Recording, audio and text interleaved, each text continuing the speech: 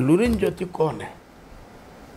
ये लुरिन ज्योति वही है जिसने जब मुसलमानों का नाम एनआरसी से काट दिया गया था, वकील को कोई क्या है, आज मैं बुला के बोलूँ 10 लाख रुपए दे दूंगा, वो कल उठ कर रकीब के खिलाफ बोल देगा।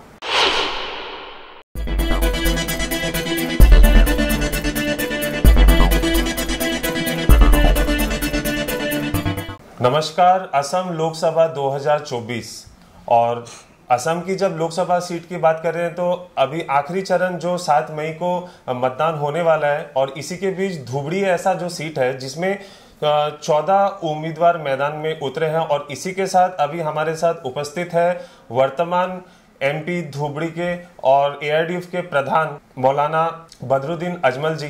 नमस्कार बदरुद्दीन अजमल जी, और आपका बहुत बहुत हम स्वागत करते हैं सर्च द रियलिटी में। और जैसा कि आज हमने देखा कि धर्मशाला धुबड़ी में लाखों की कतार पे लोग आज एक मेले जैसा था, वहां पे आयोजन था आपके सभा का। तो वर्तमान क्या स्थिति है एआईडीएफ की? एआईडीएफ की स्थिति पूरे क्षेत्र में बहुत अच्छा है। मुझे इतनी उम्मीद भी नहीं थी जितना अच्छा है। तो स्पेशली आज का जो आपने कहा, हाँ तो इसलिए धर्मशाला में लोग जितने अंदर थे उससे वाल के बाहर उतने ज़्यादा थे। मैं हेलीकॉप्टर से जब उतरा हूँ तो मैंने देखा कि और आजू बाजू में लोगों ने फ़ोन करके कहा, हमारे एक एमएलए ढींग के एमएलए आए थे, उसमें लेक्चर देना था। बेचारे बोले भाई घंटा 1.5 घंटे में मैं आ नहीं सकता, तो इसलिए मैं बाहर से निकल जाता हूँ। तो हम लोगों ने उनको छुट्टी दे दी। तो इसलिए हालात बहुत ही अच्छे हैं। उसके बाद हम आए नायरल का बिलासीपाड़ा में, वहाँ भी मीटिंग गए साल से भी अच्छा रहा। तो हर जगह हम जहाँ जा रहे हैं, आज सुबह भी हम लोग जहाँ गए तो सब जगह मीटिंग बहुत अच्छी बनी। बड़वाड़ा में हम गए, मोंदिया में गए, मोंदिया में मीटिंग बहुत ज़बरदस्त था। और जैसा कि हम देख रहे हैं कि बीते सालों में आप एमपी के चुनाव में लगातार जीतते हुए आ रहे हैं, लेकिन पिछली बार आप कांग्रेस के साथ थे या कांग्रेस आपके साथ थी, लेकिन इस बार रकीबुल हुसैन जो 25 साल से ये एमएलए की सीट में जीत हासिल करते आ रहे हैं विधायक के तौर पर, तो इस बार आपके वो समक्ष खड़े हुए हैं, तो आपका क्या प्रभाव पड़ेगा इसमें? देखिए, जब मैदान में 2 पहलवान उतरते हैं तो हर आदमी दावा करता है कि मैं जीत जाऊंगा, सामने वाले को पछाड़ दूंगा। तो ये चूँकि पहलवानी से अलग चीज़ है। वोटर हमारे मेन डिसीजन मेकर हैं। तो अगर हमने मैं 15 साल से हूँ, इससे पहले 5 साल में एमएलए भी था वहीं शालमारा से। एंटी इनकम्बेंसी कुछ ना कुछ तो होगी, इसका तो इनकार ही नहीं कर सकते। दूसरा ये है कि इस धुबड़ी को इससे पहले 50 साल से कांग्रेस के एमपीज रहे हैं, अब्दुल हमीद साहब रहे हैं, अनवर हुसैन रहे, ये 3-3 मरतबा एमपी रहे हैं। ज़मीन पर ग्राउंड में उनका कोई नामो निशान नहीं है, कोई एक काम भी उन्होंने किया हो ऐसा कुछ नहीं है कहीं भी। अचानक अभी एक साहब आए रॉबिन हुड की तरह, और वो अपने आप को कह रहा है कि मैं यहाँ के लिए ये करूँगा और वो करूँगा। अरे भाई, जब तुम इसी एरिया के मिनिस्टर थे, इंचार्ज 15 सालों तक, तो तुमने कुछ किया हो तो बताओ, हम मान लेंगे तुमने किया। दूसरा ये है कि वो चीज़ है कि आदमी की अपनी अपनी हॉबी होती है। रकीबुल हसन साहब जब तक यहाँ थे, उनका एक ही काम था, सारी दुनिया जानती है, डीसी को फ़ोन कर दिया, फलाना प्रोजेक्ट से मेरा इतना % कमीशन आना चाहिए। नाकाबंदी होती थी, जो टोल टैक्स होता है, तो उसके ऊपर लिया जाता है, मालूम है, ठेके पे लिया जाता है। उनको फ़ोन कर दिया, मुझे महीने में इतना मिलना चाहिए। उनका एक अच्छा खासा इनकम, सोर्स ऑफ इनकम था।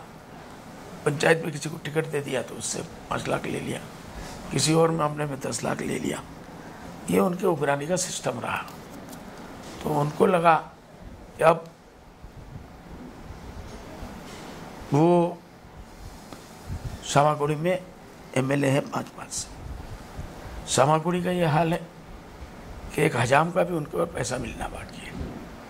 उनको मशहूर है कि वो हजामत करा के पैसे नहीं देते।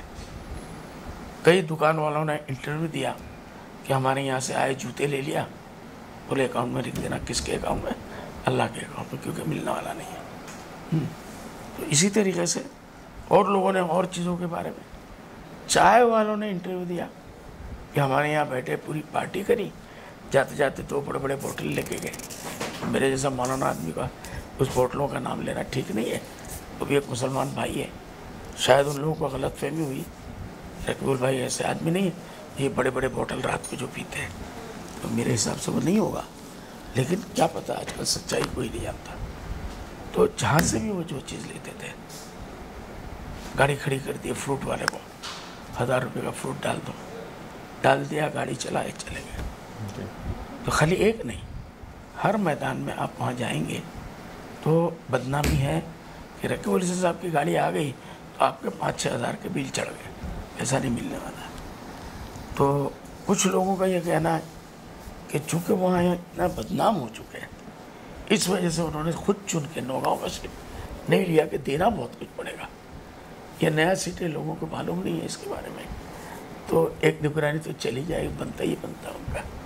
तो इसलिए दूसरा जो मैं कह रहा था कि इनके लोगों ने गुज़िश्ता 50 साल में इतने एमपी रहे, कोई ऐसा उल्लेखनीय काम नहीं किया जिसको कौम कह सके कि हमने किया है, नहीं किया। और इनका काम भी नहीं है मिजाज का। मैं आया, मैंने सबसे पहले मालूम किया यहाँ का सबसे लॉन्ग पेंडिंग डिमांड क्या है। तो लोगों ने कहा कि धुबड़ी फुलबाड़ी ब्रिज है, जो बहुत पहले SUCI के कौन साहब थे MP, उन्होंने इसका डिमांड दिया था। तो उसके बाद वो ठंडे बक्स में चला गया। फिर मैं जब आया, लोगों ने मुझे घेरा।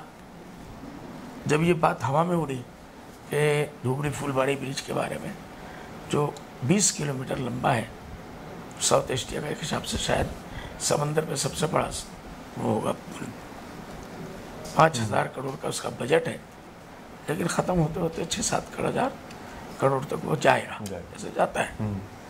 तो इतने बड़े प्रोजेक्ट के बारे में आज ये साफ इनकार कर रहे हैं कि अजमल साहब ने क्या किया। मुझे हैरत है, आंखें होते हुए आदमी इतना अंधा हो सकता है पॉलिटिक्स में उतरने के बाद। अरे पॉलिटिक्स करो, कोई बुराई कर रहा है बुराई भी करो, तो उसका अच्छाई भी तो कहो, लेकिन ये अच्छाई नहीं कर सकते।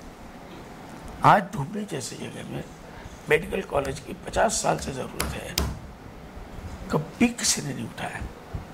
मैं आया तो फाइल तलाश करने लगा कि यहाँ के लोगों का एक डिमांड ये भी है कि यहाँ मेडिकल कॉलेज होना चाहिए। आज मेडिकल कॉलेज की कितनी ज़रूरत है। छोटे छोटे मामलों में लोगों को गुवाहाटी एम्स में जाना पड़ता है। अब हुआ एम्स, इससे पहले तो गुवाहाटी मेडिकल कॉलेज में जाते थे सब लोग। तो मैंने इसका बेड़ा उठाया, अल्लाह की मेहरबानी से, आप लोगों की दुआ से अल्लाह ने वो काम भी पूरा करा दिया। रूपसी एयरपोर्ट आज़ादी के ज़माने से बंद था और जंग में काम आता था, तो डिमांड था कि वहाँ एक एयरपोर्ट बनना चाहिए। हगड़ामा जी का भी डिमांड था, लेकिन वो मिनिस्ट्री में थे, मैं तो एक नॉर्मल MP था। मैं डिमांड लेके मनमोहन सिंह जी के पास गया और मैंने उनसे कहा, सर, उनका डिमांड था BTAD के अंदर हो, तो उनको हिस्ट्री नहीं मालूम था मिनिस्टर साहब को, प्राइम मिनिस्टर को क्या पता है एक चीज़ का छोटा थोड़ी बात। मैंने उनको बताया कि यही यहाँ हगड़ामा सा डिमांड कर रहे हैं, तो मेरा डिमांड यहाँ है। ये वो एरिया है जहाँ से 80-90% मुस्लिम वोट आपको मिलते हैं। ये हगड़ामा साहब है, जो लोग कभी मर्जी अगर हो गया तो दे दिए, नहीं तो दे दिए, बल्कि आपको वोट न देने वालों में। इसलिए परमानेंट आप इसका फ़ायदा उठाना है। पॉलिटिकल कल आप रहे न रहे तो आपको यहाँ देना चाहिए। दूसरा पॉइंट ये है कि यहाँ एक आज़ादी के वक्त में एक एयरपोर्ट था, आपको 50% भी पैसा नहीं लगाना पड़ेगा, 25% पैसा खर्च कीजिए और एयरपोर्ट तैयार हो जाएगा। उन्होंने फ़ौरन उठा के साइन कर दिया।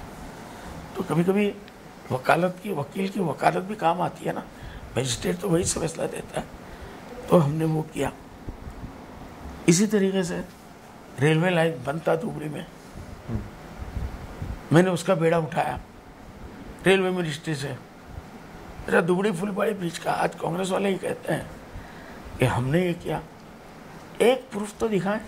लेकिन डिमांड मेरा 36 मरतबा रिकॉर्ड है, ऑन रिकॉर्ड। मैंने पार्लियामेंट में उसको उठाया, 1-2 मरतबा नहीं, 36 टाइम्स।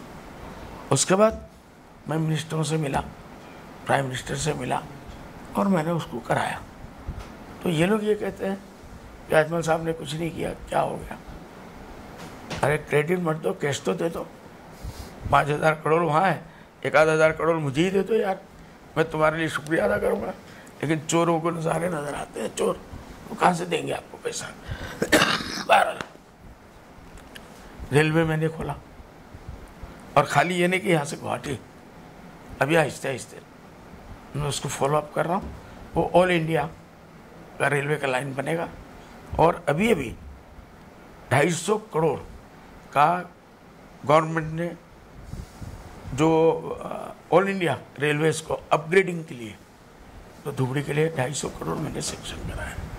पूरा एकदम चेहरा बदल जाएगा, नया हो जाएगा। ये सब काम मैं कर रहा हूँ। इसी तरीके से पानी के जहाज़ का वही आज़ादी के टाइम पे बंद हो गया था, जब उस ज़माने में बांग्लादेश नहीं था, अनडिवाइडेड इंडिया था। उसको मैंने खुलवाया 300-350 करोड़ रुपए का। तो मेहनत तो लगती है ना इन चीज़ों में। अगर कंटिन्यूसली कोई फॉलोअप नहीं करेगा, जैसे उन्होंने नहीं किया, कोई काम हुआ नहीं, मैं कर रहा हूँ तो हो रहा है। आज बांग्लादेश, म्यांमार, थाईलैंड सबके साथ व्यापार का काम शुरू हो गया है। मैं लोगों से कहता हूँ कि इससे तुम्हारी खेती बाड़ी, आज तुम लोग 100 रुपये में बेचते हो, 50 रुपये में बेचते हो, 30-40 में बेचते हो, आके तुम्हारे पास बड़े बड़े व्यापारी ले जाते हैं, वो तुम्हारा कल 100, 200, 300 रुपये बिकेगा, तुम्हारी खेती का भाव बढ़ जाएगा।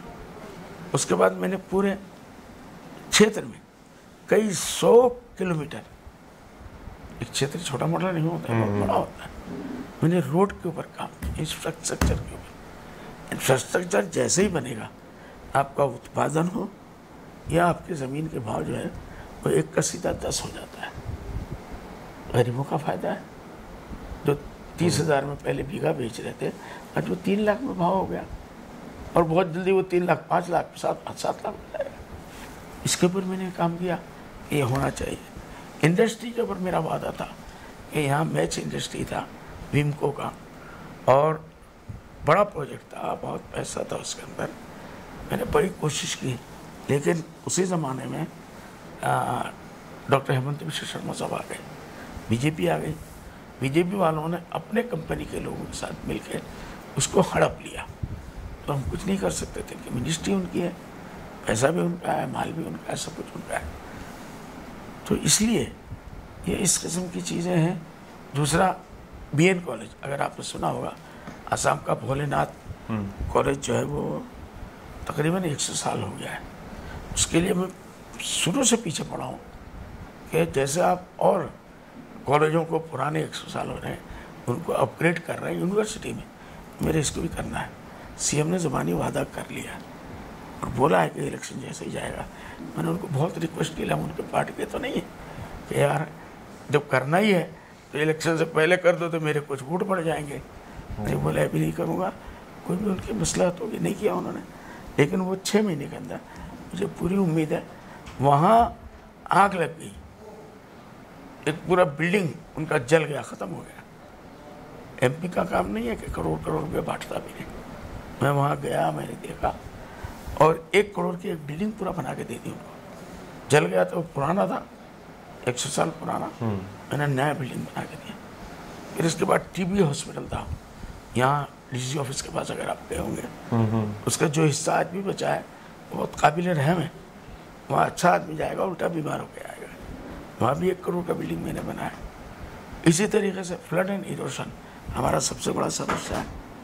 मैंने 15 साल में कुछ नहीं तो कम से कम फ्लड एंड इरोशन को बंद करने के लिए फ़कीरगंज, जहाँ मैंने पहली मरतब 2005 में जब मैं MLA बना हूँ, तो हम वहाँ जाके उतरे तो वो प्लेटफॉर्म नहीं, पूरा का पूरा गांव ख़त्म हो गया, नदी में बह गया, स्कूल कॉलेजेस बह गए। अभी वहाँ हमीदाबाद कॉलेज करके एक है जो आधा पानी में जा चुका था, मैं उसी वक्त गया, मैंने डीसी से बात की, एक बड़े अमाउंट की ज़रूरत थी, वो अमाउंट मैंने दिया, कुछ डीसी साहब ने भी अपनी तरफ से किया और वो कॉलेज बच गया। 100 साल पुराना कॉलेज है हमीदाबाद कॉलेज। इस तरीके से कम फ्लड एंड इरोशन के लिए 40-50 करोड़ उससे बचने के लिए है। लेकिन आपको मालूम है फ्लड एंड इरोशन एक झटका आया तो हजार करोड़ खा जाता है। लेकिन मेरा काम चल रहा है तो वहाँ इंटरनेशनल फंडिंग से, वर्ल्ड बैंक से कुछ पैसा ला के हम वहाँ स्थायी कुछ ऐसा काम कर दें कि ये बेचारे बच जाए, इसके ऊपर कुछ। मौलाना साहब, अगर हम फिर इलेक्शन के मुद्दे में आते हैं, जो कि कुछ ही दिन बाकी है, 2 ही दिन बाकी है। 2 ही दिन बाकी। हाँ, और इसमें अगर हम विपक्ष की बात करें, रकीबुल हुसैन के साथ जो अलायंस हुआ है, जो कांग्रेस के साथ जो अलायंस हुआ है, चाहे वो जातीयतावादी सरकार के साथ भी हुआ है, जो असम जातीय परिषद या राइजर दल के बात बोले, और कुछ ही दिन पहले 3 गोगोई, लुरिनज्योति गोगोई, गौरव गोगोई और अखिल गोगोई यहाँ पे प्रचार के लिए भी आए, या कांग्रेस से प्रियंका गांधी भी प्रचार के लिए आ रही है। तो आपके इसमें कोई वो प्रचार में और आपके निर्वाचन में कोई प्रभाव पड़ रहा है? जब कुश्ती लगी है, मैं अपने हेल्प के लिए जिन लोगों को ला सकता हूँ लाऊंगा, उन्होंने अपने हेल्प के लिए लाया। लेकिन मैं सिर्फ एक चीज़ का निशाना ध्यान दूंगा आपको, लुरिनज्योति कौन है? ये लुरिनज्योति वही है जिसने जब मुसलमानों का नाम एनआरसी से काट दिया गया था, उसके असल मेन किरदार हीरो जो है ये लुरिनज्योति है। अफसोस की बात है, रकीबुल हुसैन साहब अपने आप को मुसलमानों का मसीहा बोलते हैं और ऐसे आदमी को लेके आए जिसने 48 लाख लोगों के नाम के ऊपर क्वेश्चन मार्क भरवा दिया कि इनके ऊपर सबके ऊपर डिवोटल लगना चाहिए, ये बांग्लादेशी लोग हैं। लेकिन हमारे मुसलमान, भला हो इस कांग्रेस गवर्नमेंट का, जिसने कभी इन लोगों को पढ़ाया नहीं, जाहिल रखा। अगर आकाश ये पढ़े लिखे होते तो इनके बहकावे में नहीं आते। इनको मालूम है रकीबुल हुसैन साहब एक साथ में राइट हैंड में दुश्मन को लेके खड़े हैं। वकील को कोई क्या है, आज मैं बुला के बोले 10 लाख रुपए दे दूंगा, वो कल उठ कर रकीबुल के खिलाफ बोल देगा, उसको पैसे चाहिए और बस, समझे कि नहीं? तो इसलिए ऐसे लोगों को रकीबुल हुसैन साहब लेके घूम रहे हैं। कहीं ना कहीं तो जाके वोटरों को हम भी तो लोगों को बताते फिर रहे ना। गौरव गोगोई जी, गौरव गोगोई का ही एक कहना है कि हमें उनसे कोई शिकायत नहीं है।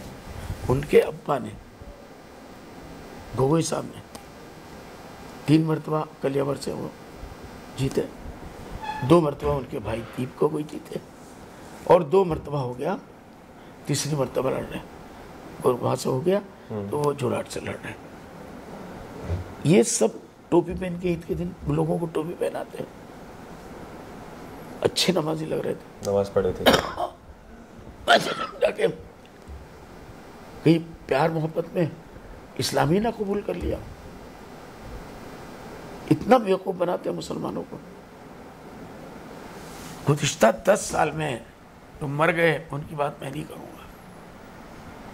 गौरव गोगोई साहब ये बताए कि उनके मुंह से एक मर्तबा भी माइनॉरिटी लफ्ज़ मुस्लिम उनके मुंह से निकला।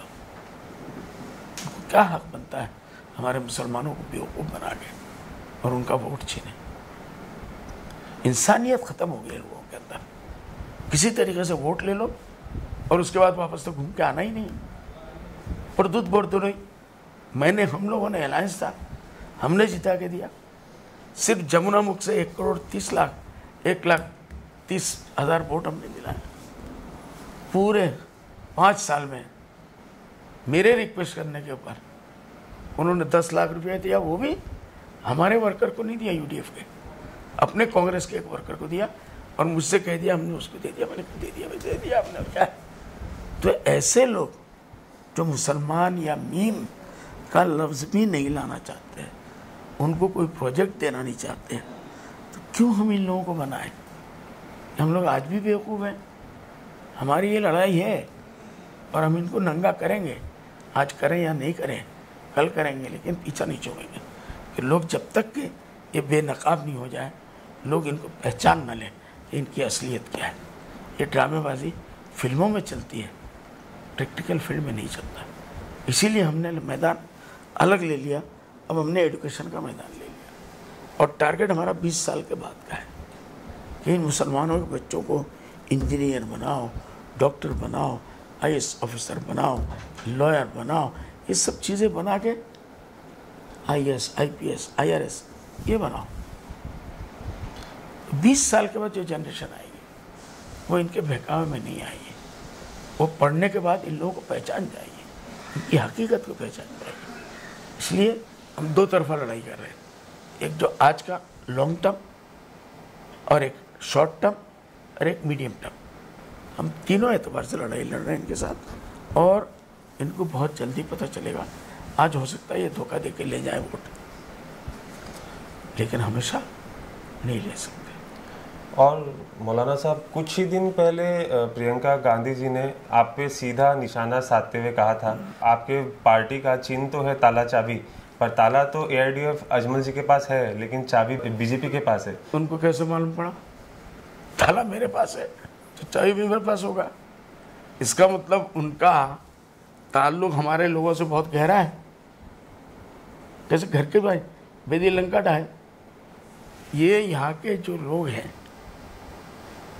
जो लोग ये कहते हैं अजमल बी टीम है बीजेपी का, मैं इस मामले में जाना नहीं चाह रहा था, लेकिन बात आ गई तो अजमल बी टीम का क्या मतलब है? एक दिखाते हैं, जब राहुल गांधी आए थे उन्होंने एक ऑडियो सुनाया, यही रकीबुल साहब ने ही सुनाया राहुल गांधी जी को। उसमें कोई इंसान ये कह रहा है कि बुद्धू भाई, असम की हिस्ट्री में बुद्धू भाई नाम का कोई इंसान नहीं है, बदरुद्दीन अजमल है, मैं हूं बदरुद्दीन अजमल। बुद्धू भाई ये चाहते हैं कि मैं चीफ मिनिस्टर बनूं। हमने बहुत रिसर्च किया, तो ये उस ज़माने का कोई कैसेट है जब ज़माने में रकीबुल और हेमंत बिश्व शर्मा दोनों कांग्रेस के नेता थे। उन्होंने उस वक्त क्या खिचड़ी बनाया, मेरा कहीं चेहरा हो, मेरी आवाज़ हो तो मुझे पकड़ो ना। और आजकल चेहरा और आवाज़ डबिंग करके नहीं हो सकता, मैं उधर नहीं ज़्यादा मानता हूँ, इसलिए मैंने तो नहीं कहा। मेरे बारे में कोई एक बात कह रहा है बाजार में खड़े होके, तो आप उसको मानते हो तो ये भी तो मानो कि डॉक्टर हेमंत बिश्व शर्मा आज ये कह रहा है कि रकीबुल जीतेगा तो मैं खुश हूँ, बदरुद्दीन जीतेगा तो मैं ना खुश हूँ, रकीबुल मेरा दोस्त है। तो आज ये क्यों नहीं मानते आप? अजमल 2 नंबर ही हो गया। नंबर 2, ये बातें इन लोगों ने उड़ाई कब? जब राज्यसभा का इलेक्शन हुआ और प्रेसिडेंट ऑफ इंडिया का इलेक्शन हुआ। उस वक्त 22 लोगों ने क्रॉस वोटिंग किया। हमारे एमएलए 14 थे, 14 एमएलए थे, और वोट दिया 22 लोगों ने। तो हमारे कहने की बात नहीं, जो झूठा है वो झूठा है। लोग बोलते हैं झूठ बोले कौवा काटे। हाँ, 1 हफ्ते के अंदर भूपेंद्र बड़ा जो उनके प्रेसिडेंट हैं, उन्होंने बयान दिया कि हमारे दल में गद्दार हैं, ये सारी दुनिया जानती है, कालांगन है, मैं दिल्ली जा रहा हूँ और इन लोगों को दल से निकालूंगा। कुछ नहीं किया, दिल्ली से चुप्पे से आ गए, क्योंकि अगर ये करते हैं तो अजमल को कैसे बीजेपी करेंगे। इससे प्रूफ होता है कि कांग्रेस खुद बीजेपी की बी टीम है। 22 लोगों ने सपोर्ट दिया, मजाक नहीं है। एक और दलील, जो अभी 1 महीना पहले हाउस में देवव्रत शेखा ने कहा, जो लीडर ऑफ अपोजिशन है, उन्होंने ये कहा कि गद्दार 22 के 22 हमारे में है। बिल्कुल ऑन रिकॉर्ड है। तो इनके इतने बड़े बड़े 2 नेता ये कह रहे हैं कि 22 हमारे में है, हमारे लोगों में गद्दार है, और पापी कौन है? वो अजमल। अजमल बी टीम का बी टीम है। तो इसलिए मेरा ये कहना है कि भाई, तीसरी बात, अब आइए, इसी 6 महीने के अंदर कितने लोग हैं जो कांग्रेस के बड़े बड़े पद के ऊपर थे? राणा गोस्वामी वाइस प्रेसिडेंट, आपका कमलाकर वर्किंग प्रेसिडेंट, इस किस्म के 6-7 बड़े बड़े लोग, उन लोगों ने कांग्रेस को त्याग किया और बीजेपी में गए। इसका मतलब यही वो लोग थे जो बीजेपी से पहले से मिले हुए थे या हेमंत से मिले हुए थे। उन्होंने वहाँ भी क्रॉस वोटिंग किया और यहाँ अब वो उनके साथ खुला खुली मिल गए। तो मेरा ये कहना है कि ऐसी 3-3 दलील होने के बाद भी तुम ये कहते हो कि अजमल बी टीम है, मैं कहता हूँ तुम लोग अजमल ए टीम हो। हेमंत तो ये कहता है कि कांग्रेस मेरे जेब में है, बार बार कहता है, और उसको कोई शर्म भी नहीं है। वो कहता है कि लाइन लगा के पैसे मेरे से लेते हैं। कभी इन्होंने प्रोटेस्ट किया? क्यों उसको चैलेंज नहीं किया? चैलेंज करना चाहिए था, लेकिन जो खा चुका है वो कैसे किस मुंह से चले गया। इसलिए मेरा ये कहना है कि कांग्रेस जो है आज की, वो हम बी टीम है क्या है बात की बात है, वो कांग्रेस ए टीम है, बीजेपी की ए टीम है, उसी के हिसाब से वो काम कर रही है। और अगर फिर हम इलेक्शन के एक लास्ट एक मुद्दे में आते हैं कि जैसे कि जो केंद्र में जो सरकार है और जो अभी जो असम में करंटली जो सरकार है, भाजपा की जो सरकार है, उन्होंने अपने अलायंस के पार्टी असम गण परिषद से जावेद इस्लाम जी को भी आपके सामने लाकर खड़ा किया। तो वो तो उनका पुराना कैंडिडेट है, तो पता नहीं उनका क्या नाता है। हर मर्तबा जब इलेक्शन आ जाता है तो जावेद इस्लाम को पता नहीं किसका बेटा है, वो उसका ब्लड रिलेशन क्या है बीजेपी के साथ हमारा नहीं मालूम। हर मर्तबा आज गुज़िश्ता 3-4 मरतबा से मैं देख रहा हूँ कि इलेक्शन आया और बीजेपी वालों ने उसको नॉमिनेशन किया। इस मरतबा बीजेपी के नाम से दिया तो इस कान से नहीं तो उस कान से पकड़ लिया, बीजेपी के नाम से नहीं दिया एजीपी के नाम से दे दिया। बात तो एक ही है, ये उनके इंटरनल पॉलिसी है, क्या करना चाहते हैं। और आज के साक्षात्कार के हम एक अगले और लास्ट प्रश्न में आते हैं, अंतिम प्रश्न में, कि आप तो पहले से एमपी रह चुके हैं और ऑलरेडी हैं, लेकिन आप फिर से जब विजयी होते हैं तो आपका प्राथमिक मैनिफेस्टो क्या है? मतलब आपका प्राथमिक क्या रहेगा जो पिछले काम में आपका रहेगा? देखो, कांग्रेस ने हमारे साथ जो 70 साल में गद्दारी की है, प्रियंका ने ऑन रिकॉर्ड ये कहा कि राम मंदिर बनाने का क्रेडिट बीजेपी को लेने का हक नहीं है, ये मेरे पिताजी ने खोला। रात को 12 बजे राजीव गांधी जी ने पिताजी ने खोला और शिलान्यास किया। इसको प्रियंका फख्र से बोलती है। अब भी लोगों को ये डाउट है कि प्रियंका, राजीव गांधी, इंदिरा गांधी ने उसको खोला, तो ये लोग खुद आरएसएस के लोग हैं। क्या इसमें डाउट है लोगों को? हमारे मुसलमान भोले वाले हैं, सब जानते ही नहीं है, समझते भी नहीं है। और आज जो मंदिर बन रहा है उसका खुशी बीजेपी को बनाने का हक नहीं है, वो हमें बनाना चाहिए। तो इससे ज़्यादा कांग्रेस आज की बीजेपी आरएसएस है, इसका क्या सबूत चाहिए आपको? प्रियंका खुद बोलती है। इसलिए लेकिन ये कि हमारे लोग एक तो गरीब हैं, उनके पास हाथों हाथों में मोबाइल नहीं है, एक तो गरीब है तो उनके पास टेलीविज़न नहीं है, खाने को नहीं है। कांग्रेस ने भिखारी बना के रख दिया इस कौम का। अगर बच्चों को एजुकेशन भी देते, छोटे छोटे मोबाइल भी बच्चों के हाथ में होते, तो आज ये सारी चीज़ें बच्चे जानते हैं, लेकिन बच्चों को जानने का कोई साधन इन्होंने नहीं दिया। जिस तरीके से हम ठेले वालों के बच्चों को, रिक्शे वालों के बच्चों को, मछली मारने वालों के बच्चों को, जूता साफ करने वालों के बच्चों को उठा उठा के, अभी कल हमारा इंटरव्यू में आया, यहीं आए थे वो बच्चे, फर्स्ट बैच हमारा जो हमने मेडिकल भी दिया था उस दिन। अफसोस की बात है, झूठ का भी कोई पर होना चाहिए। लोगों का आजकल कोई मॉरल वो नहीं रह गया। AK रशीद जो ग्वालपाड़ा ईस्ट या वेस्ट का MLA है, वो कहते हैं कि अजमल साहब ने सारे बच्चे जो पढ़ा रहे हो जाई के बच्चों को पढ़ा रहे, हमारे धुबड़ी के एक बच्चे को नहीं पढ़ा है। इस वक्त आप लोग जाइए, मैं उनको चैलेंज करता हूँ और उनके बड़ों को चैलेंज करता हूँ, मेडिकल कॉलेज में जाके लिस्ट ले ले। 33 बच्चे हमारे इस वक्त जो मेडिकल कॉलेज में, धुबड़ी मेडिकल कॉलेज में पढ़ा है, और ये सब धुबड़ी के बच्चे हैं। इन लोगों को नज़र ही नहीं आया तो क्या मतलब है? ज़िंदगी में कभी इन्होंने मेडिकल के किसी बच्चे को 1 रुपया इन्होंने हेल्प किया हो, रकीबुल हुसैन साहब ने हेल्प किया हो, तो मैं उनको चैलेंज करता हूँ, वहाँ आए और दिखा दें। हम लोग तो 5 साल में 800 बच्चों को हमने मेडिकल में दाखिल दिया। आपको मालूम है, अगर कैपिटेशन फीस देने जाते हैं ऑल इंडिया लेवल पर कहीं भी जाए, सबसे सस्ता बांग्लादेश है, वो भी 70-75 लाख रुपया लेता है एक बच्चे के ऊपर, और इंडिया में तो 1.25 करोड़ 1.5 करोड़ तक लिया जाता है। Not a single penny, 100% merit के ऊपर उनको लिया गया, और 500-600 बच्चे, 800 बच्चे हमारे हो जाते हैं, तो उसकी कोई तारीफ उनको नहीं करना है।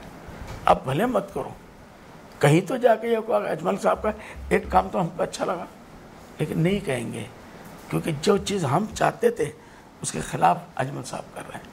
हम इनको अनपढ़ रखना चाहते थे, जाहिल रखना चाहते थे, भिखारी बनाना चाहते थे, इन लोगों को अजमल आंखें दे दे रहा है।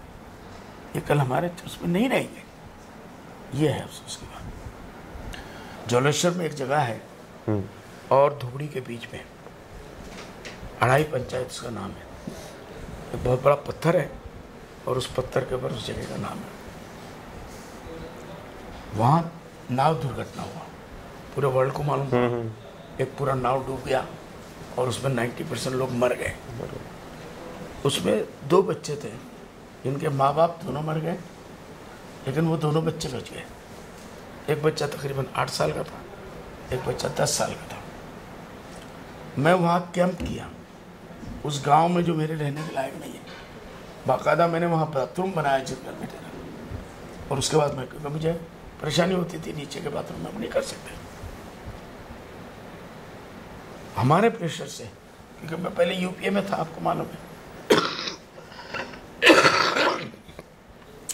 राहुल गांधी आए, गोगोई साहब को लेकर और रकीबुल साहब को लेकर वो वहाँ गए। 2 बच्चों को गांव वालों ने कहा कि ये बच्चे ऐसे ऐसे ऐसे। राहुल जी ने, फोटो है मेरे पास, निकाल देना उसकी कॉपी, उन दोनों बच्चों को रकीबुल साहब के हवाले किया कि इन बच्चों की अच्छी पढ़ाई और अच्छा करना ये तुम्हारी जिम्मेदारी है, प्लीज। वो बच्चे भटकते रहे। रकीबुल साहब के दरबार में इन गरीबों का क्या मौका मिलेगा, नहीं मिला। उसके बाद से वो बच्चे, क्योंकि गाँव में मैं रह चुका था, लोग आए मेरे पास कि इन दोनों बच्चों को, तो हमारी तो आदत है, हम लोग यतीम खाना चलाते हैं और फिर चलाते हैं। हमने कहा भाई लो तो हमको दे दो, अच्छी बात है, हम पढ़ाएंगे। उसके बाद मैं चैलेंज कर सकता हूँ, रकीबुल साहब वहाँ जाके झूठ बोलते हैं, वो रिकॉर्ड भी मेरे पास है कि मैंने उन बच्चों को पढ़ाया और ये कर दिया और वो कर दिया। झूठ, ऐसा झूठ उस गांव के लोगों के सामने जिनके साथ इतना बड़ा हादसा हो चुका है। मैंने तो आज कहा कि मुझे ये नहीं पता कि वो बच्चे जिंदा है, रकीबुल साहब ने उनका मर्डर कर दिया, मुझे कुछ नहीं मालूम, लेकिन मैं कह सकता हूँ कि वो बच्चा आज मेरे पास है और इतने साल से मैं उनको पढ़ा रहा हूँ। और एक बच्चा नेक्स्ट ईयर हमारा मेडिकल का 2nd बैच के अंदर 2nd ईयर अंदर वो पढ़ेगा। उसके एक भाई को भी को हमने पढ़ाया और उसके पूरे ख़ानदान को मैंने संभाला, उस टाइम से लेकर उसकी दादी, फूफी, खाली, कुछ नहीं है घर में, कोई कमाने वाला ही नहीं था। आज तक मैं चला रहा हूँ। उस बच्चे के लिए गुवाहाटी देवड़ी टाउन में 10 लाख की ज़मीन मैंने खरीद की थी और ये दिया कि तुम लोग दोनों भाई के लिए मैं घर भी बना के दूँगा। रकीबुल साहब को पता भी नहीं है क्या हुआ, वो बच्चे जिंदा है कि मर गए, एक से खा गया। और आज वहाँ जाके वही कहते हैं कि उन बच्चों को मैंने पाला पढ़ाया मैंने। इससे बड़ा झूठ दुनिया का नहीं हो सकता। उनको मैं शर्मिंदा नहीं करना चाहता। ये तो ये दोनों बच्चे आके टेलीविज़न के ऊपर बोल सकते हैं, हम वही बच्चे, हमारे पास प्रूफ है। मुझे डर है कि उसको रकीबुल हसन साहब जैसे आदमी, इन दोनों बच्चों को मैंने अपनी औलाद की तरह पाला पढ़ाया और स्टैंडर्ड पढ़ाया मैंने, ऐसा नहीं उनको गायब ही ना कर दें दुनिया से। इसलिए आज भी हम अपने, मैंने नाम भी नहीं बताया किसी इंटरव्यू में। रकीबुल साहब को यकीनन उन बच्चों का नाम का भी पता नहीं होगा। बोलना बहुत बड़ी बात है और करना बड़ा मुश्किल है। सैकड़ों बच्चों को हम पाल रहे हैं। हमारा यतीम खाना 25 साल से है, 1200 बच्चों को हम लोग पढ़ाते हैं। उनका पढ़ाना, रखना, खिलाना, पिलाना, सब कुछ पढ़ना। हमारे यतीम खाने से बच्चे अमेरिका में टाटा कंसल्टेंसी के अंडर में काम कर रहे हैं, लंदन में काम कर रहे हैं। तो इसलिए हम लोग जो कर रहे हैं वो बहुत ग्रास और चिल्लम चिल्ली नहीं, कोई शोर नहीं मचाना, कुछ नहीं है। काम है, इंसानियत का काम है। अभी एक बच्चा हमारे यहाँ से, वो मौलाना है बेसिकली, अच्छा, और वो उसने गुवाहाटी में लॉ किया, फिर LLM किया। पूरा सपोर्ट बचपन से हमने उसको दिया।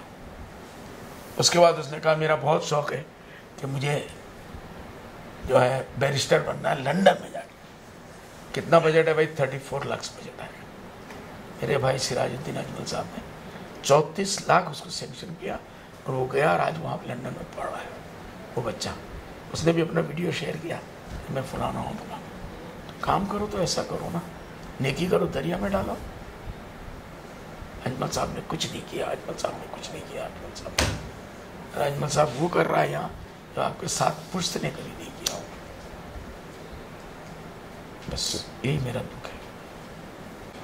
मौलाना साहब, एक तरफ आप मदरसा का डेवलपमेंट में आप जुड़े रहते हो, आप एकदम डटे रहते हो, और दूसरी तरफ ऑपोजिशन बोलती है कि मदरसा को डेवलप मत करो, नॉर्मल हाई स्कूल या कोई भी स्कूल को डेवलप। ऑपोजिशन नहीं, बीजेपी ये नहीं चाहते कि मुसलमान बच्चे पढ़ें। डॉक्टर हेमंत बिश्व शर्मा दुनिया को धोखा देते हैं कि मैं मुसलमान बच्चों को इंजीनियर और साइंटिस्ट देखना चाहता हूँ, डॉक्टर देखना चाहता हूँ। जब आप देखना चाहते हैं और वो प्रोजेक्ट आप नहीं कर पा रहे और हम कर रहे हैं तो हमको तो अप्रिशिएट तो करो। 800 बच्चों को हमने डॉक्टर बनाया है और आप ये कहते हैं कि जब मैं हॉस्पिटल में जाता हूँ, मेडिकल कॉलेज में, तो मेरा दिल मर जाता है, मैं बहुत नाराज़ हो जाता हूँ, दिल मेरा दुखी हो जाता है। क्यों? तो वहाँ जाके देखता हूँ अजमल के सारे बच्चे एक नंबर लाइन में बैठे हैं। मेडिकल में जाना कोई मजाक की बात नहीं है। बहुत मेहनत करने के बाद इनके ऊपर करोड़ों रुपए का खर्चा होता है, तो अजमल इन लोगों को, जितने आसाम के मेडिकल कॉलेज है, मैं आपसे कहूँगा वहाँ रिकॉर्ड मंगाइए आप, हर का पहले लाइन में जो 100 बच्चे बैठे होंगे वो अजमलियन होंगे, अजमल के नीचे बच्चे। आपको खुश होना चाहिए ना। आप कौन सा मदरसा खोलना चाहते हैं? मदरसों को बंद करके आप स्कूल बनाएंगे? बनाइए ना ऐसा। मैंने कहा हमारा हेल्प लीजिए, हम आपको हेल्प करने के लिए तैयार हैं, लेकिन नहीं लेना है, क्योंकि उनको मुसलमानों का मजाक उड़ाना है। मुसलमानों के धन और संपत्ति जितनी थी मदरसे के नाम से, करोड़ की प्रॉपर्टी है, सब डॉक्टर हेमंत बिश्व शर्मा सब हड़प ले जा रहे हैं। और वो क्या करेंगे? तो 7-7.5 हज़ार से ज़्यादा स्कूल वो अपना खुद बंद कर चुके हैं, चला नहीं पा रहे हैं, उनके अंदर ये सलाहियत नहीं है। तो कौम के लोगों को बुलाए ना, बुला के दें, हम लोगों को भी कुछ दें, देखें हम कैसे चला के दिखाते हैं। धन्यवाद मौलाना साहब। और ये थे धुबड़ी के उम्मीदवार AIDF के प्रधान मौलाना बदरुद्दीन अजमल जी। और आपके आने वाले 2 दिनों में ही ये जो वोटिंग होने वाला है उसके लिए आपको बहुत बहुत शुभकामनाएं। और ये देखना दिलचस्प होगा कि ये धुबड़ी की जो सीट है, लोकसभा की सीट, इसमें 14 उम्मीदवार खड़े उतरे हैं और कौन विजयी होता है। देखते रहिए सच द रियलिटी। धन्यवाद।